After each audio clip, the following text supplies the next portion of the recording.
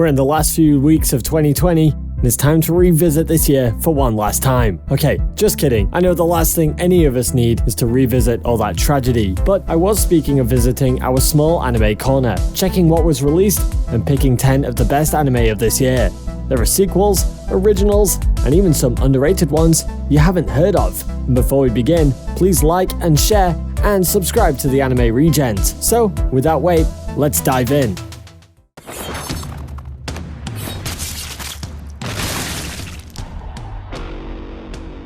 Now, let's kick off this list with something unique, shall we? Why do I call Doro Hedorah unique? Well, for me, in a year with anime that repeated the same old tropes and world building, this dystopian lizard man fiction felt thoroughly refreshing. Here we have a man named Kaiman who has received a reptile's head after a fight with a sorcerer, and now desperately searches for the man who brought him that fate in order to undo the curse. Combine this unique premise with great animation, voice acting, and storyboarding, and then you've got an anime wild ride that shines a new perspective on the dark fantasy genre. But this is one of those anime for people with a strong stomach, especially considering how they literally ripped the face off one of the characters in the very first episode.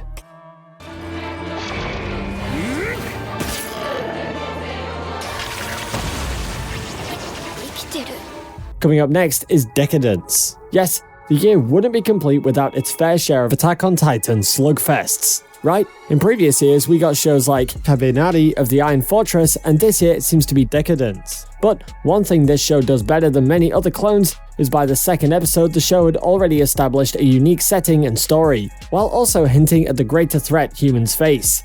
Think of this as the anime of Mortal Engines, but with cyborgs managing a battle fortress known as Decadence. We followed the adventures of a girl named Natsume who yearns to be a gear user like her father, and all the various adventures she faces along the way. And by adventures, I mean everyone's favorite apocalyptic man vs. monster action.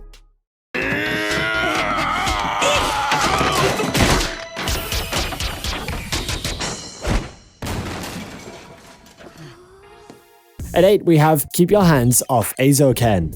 We all love anime, but what is the process behind making an anime? Sure, it might involve huge studios with animators working around the clock, but simplify that down a little in terms of manpower and you've got Keep Your Hands Off Eizouken.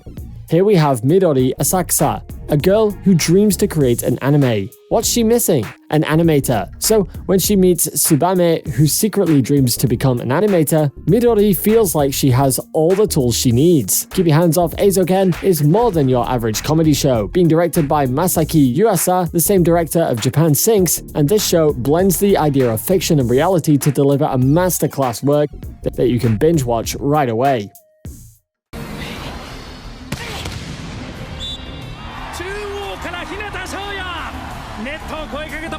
What would the year be without everyone's favorite adrenaline-packed sports anime?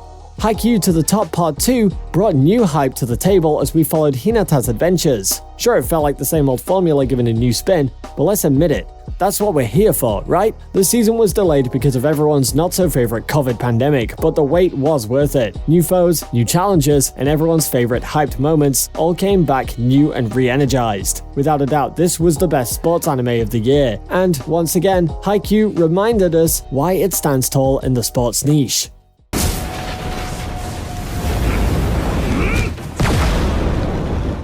Up next, we have Fog Hill of 5 Elements. Hold it, who said Ufotable was the only studio that can craft mouth-gawking animations? Sure, we'll speak of the new Heaven's Feel shortly, but let's move to China now, shall we? Yes, let's see anime done by a different country in all its glory. Fog Hill of 5 Elements may survive on a thin plot, but its visuals can make your eyes water. The show itself opens up in a battle of wits and fire and continues that hype throughout its run. This featured a few of the best anime fights of this year, and China finally showed that they can match the standards of Japanese animation. As I mentioned, don't expect much of a story from this one, but if you want hype from the first minute to the last, then this show is one for you.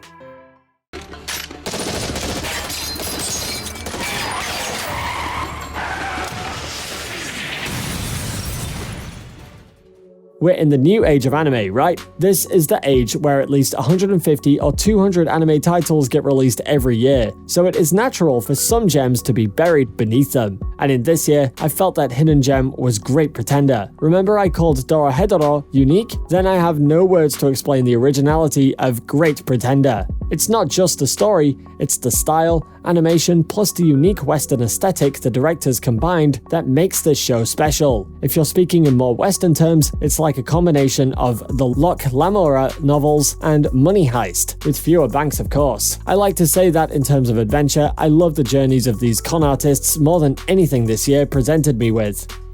呪霊は生まれた場にとどまるものだしな。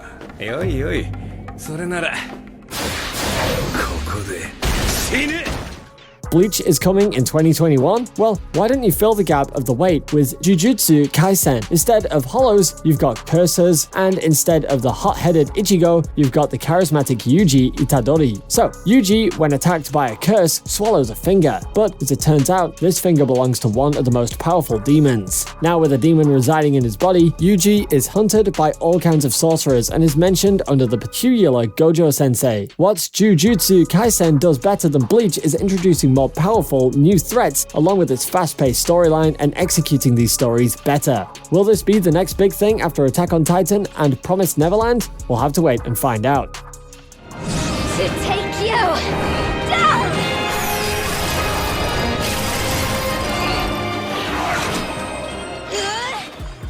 Coming in at 3, we have ReZero Season 2. Here comes the suffering, and this time there is no Rem to cure Subaru out of that. Honestly, the second season kicked off by heightening the stakes, introducing new villains, putting Rem on a bed, and most probably increasing the fandom's lust with Echidna. This second season was a step up from the first season, which received a mixed reception. A clear character arc was given to Subaru, an overarching plot was finally visible, and the magic system was explained in detail. And of course, there's the suffering, tougher opponents, and more gritty adventures awaited Subaru. And the torture doesn't end there, because we're getting a part 2 of this next year.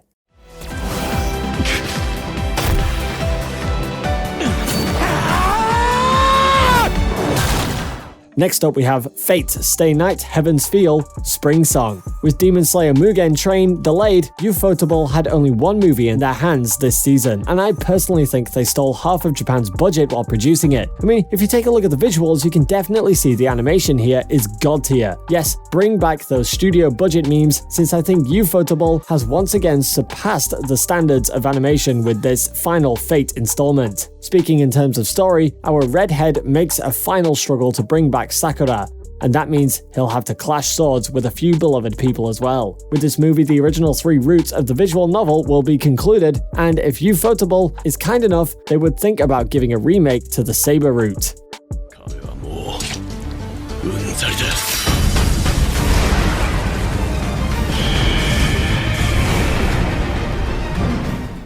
Taking the top spot is Attack on Titan Season 4. If you didn't see this coming, then you clearly need to think twice about your priorities. This season kicked off giving us a look at the other side of the ocean and finally showing the face of the enemy. We also saw some new faces that will probably join as the main cast, and still, at this video's publishing, there seems to be no sign of Eren. What's our Revenge Boy planning? Where is the original cast? And will this season give off the same hype as its trailer? Those are questions for the future, but after watching the first episode, I can say that the animation is top-notch. It might take some time to get used to the CGI Titans, but even if that ticks you off, I'm definitely sure the story will grip you back.